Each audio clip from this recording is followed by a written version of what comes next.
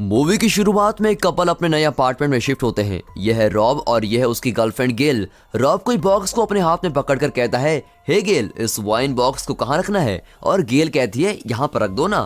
फिर रॉब कहता है कि इस घर का ओनर सारी चीजों को अपने साथ ले गया, लेकिन सिर्फ इस पुराने फ्रिज को यहाँ छोड़ के क्यों गया? वाओ, ये तो बहुत सालों पुराना फ्रिज लग रहा है। नॉर्मली मोटर फ्रिज के नीचे फिट की होती है, लेकिन देखो इस फ्रिज का मोटर इसके ऊपर है। तब गेल कहती है, तुम फ्रिज की रिसर्च करना बंद करो और यहाँ आओ, हम वाइन ड्रिंक करते हैं। रॉब कहता है, क्या सिर्फ वाइन? वाइन को आइस क्यूब्स के बिना पीने में क्या मजा है? यहाँ इतनी बड़ी फ्रिज तो है, देखता हूँ कि इसके फ्रीजर में कुछ है कि नहीं। यह कहकर वो फ्रीजर को खोलता है और वो पूरा फ्रीजर आइस से भरा होता है। ऐसा लगता है कि उस फ्रीजर को कई सालों से खोला ही नहीं है। छोड़ो, हमें तो आइस क्यूब से मतलब है, कहकर वो वहाँ से कुछ आइस क्यूब निकालता है। फिर वो आइस क्यूब पर वाइन डालकर ड्रिंक करने लगते हैं और ड्रिंक करते समय रॉब अपने ग्लास में कोई अलग चीज को नोटिस करता है और वो कहता है, गेल देखो मेरे ग्लास में जो आइस क्यूब है उसमें कोई चीज नजर आ रही है। तब वो दोनों उसको बाहर निकाल कर देखते हैं, लेकिन उन्हें ठीक से दिखता नहीं। तब गेल एक मैग्नीफाइंग ग्लास लेकर आती है और वो दोनों उससे उस चीज को गौर से देखते हैं। तब देखते हैं कि वो एक हाथी है और वो मैमोथ नाम का हाथी है जो आइस एज के समय में रहा करता था।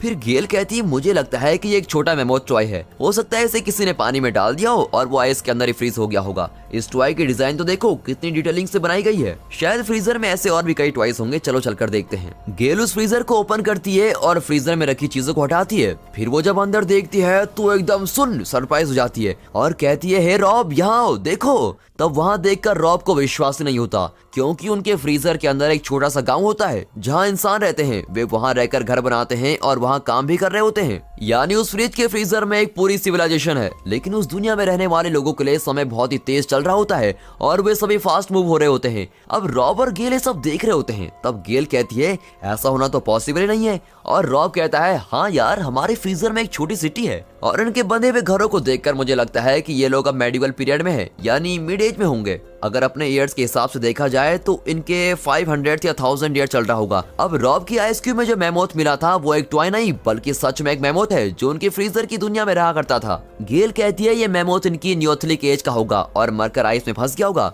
रॉब पूछता है, क्या नियोथलिक एज? तुम क्या कहना चाहती हो? और गेल कहती है, मतलब जीसस क्राइस्ट बॉर्न होने के हजारों साल पहले।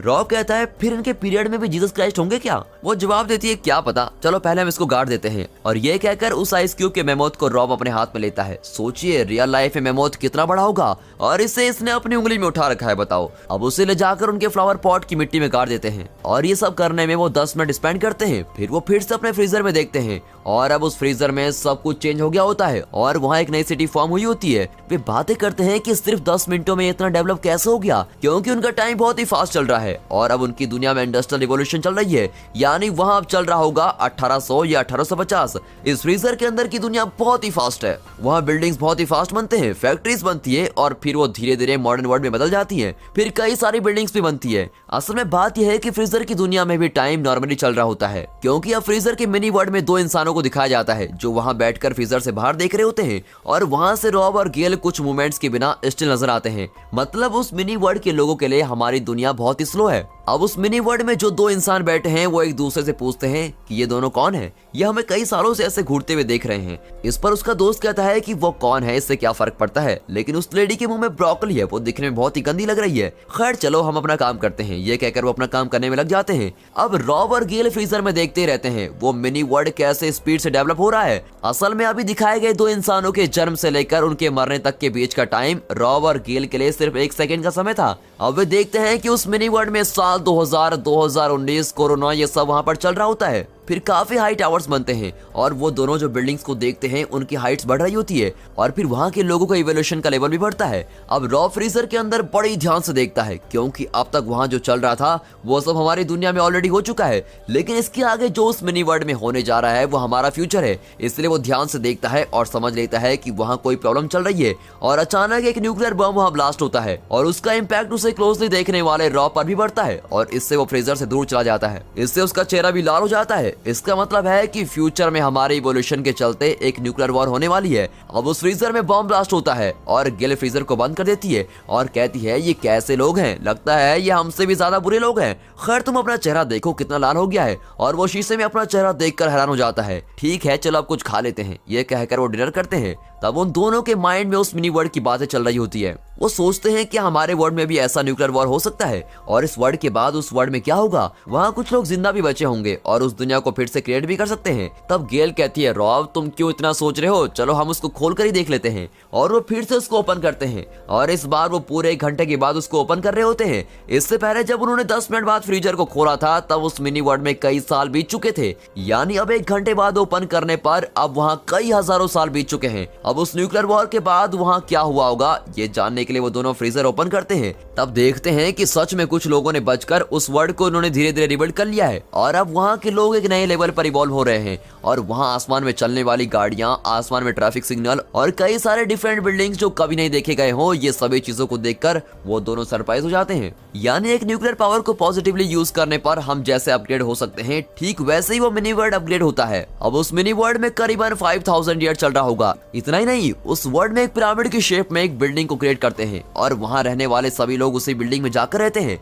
और इसी बिल्डिंग के चारों तरफ कई ब्रिजेस बांधे गए हैं और लोग उन्हीं ब्रिजेस से होकर उस बिल्डिंग में जाते हैं। फिर वहाँ कुछ पावरफुल वेन्स भी फॉर्म होती है। अब उस पिरामिड के अंदर कोई पावर क्रिएट होती है और सभी लोग उस पावर में बदल जाते हैं। फिर वो पिरामिड आसपास की सभी चीजों को सक कर लेता है और वो भी एक ब्लैक होल में बदल जाता है। फिर सडनली एक बिग बैंग ब्लास्ट होता है और इस ब्लास्ट से फ्रीजर के बाहर खड़े रॉब और गेल के चारों ओर कलरफुल लाइट्स क्रिएट होती हैं और ये बहुत ही खूबसूरत नजारा बनता है और रॉब और गेल इसको देखकर बहुत ही खुश होते हैं। फिर वो सभी लाइट्स फ्रीजर के अंदर चली जाती हैं और सब मिलकर एक एनर्जी फॉर्म होती है और झट से सब कुछ गायब हो जाता है। अब उनका फ्रीजर खाली हो जाता है। फिर रॉब कहता है बस इतना ही। गेल तुम्हें क्या लगता है, क्या वो वापस आएंगे? और गेल कहती है रॉब मुझे नहीं लगता कि वो वापस आएंगे, चलो कोई बात नहीं, हमने अपने फ्यूचर को देख लिया जो कोई इंसान अब तक नहीं देख पाया है। ये कहकर वो उस फ्रिज के वायर निकालकर सोने जाते हैं। अब अगले दिन सुबह उठकर कॉफी पीते समय वो दोनों भी यही सोचते हैं कि हमें फ्रिज को खोलकर देखना चाहिए। फिर उस फ्रीजर को ओपन करते ही दोनों खुश हो जाते हैं क्योंकि फ्रीजर में फिर से एक मिनी वर्ल्ड क्रिएट हुआ होता है। लेकिन अब जो देखते हैं वो काफी पास्ट का समय है, यानी वो समय जब धरती पर डायनासोर्स रहा करते थे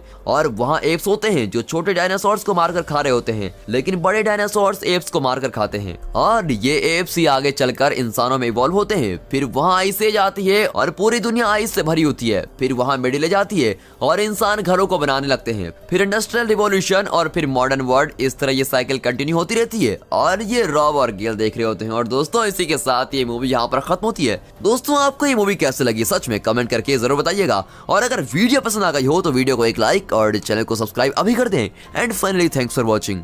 दोस्तों अगर आप सीरीज के शौकीन हो तो हम आपके लिए लेके आ रहे हैं एक नया चैनल जिसका नाम है मिस्टर हिंदी रॉकर सीरीज, जहां पर आपको देखने को मिलेंगी most thrilling, most suspenseful, most entertaining से लेकर सभी जॉनर की सीरीज। तो अभी सब्सक्राइब करें और नोटिफिकेशन को बस प्रेस कर दीजिए। और आपसे गुजारिश है कि जैसा प्यार आपने हमारे चैनल को दिया वैसा ही प्यार हमारे सीरीज चैनल को भी देना। And finally thanks for watching.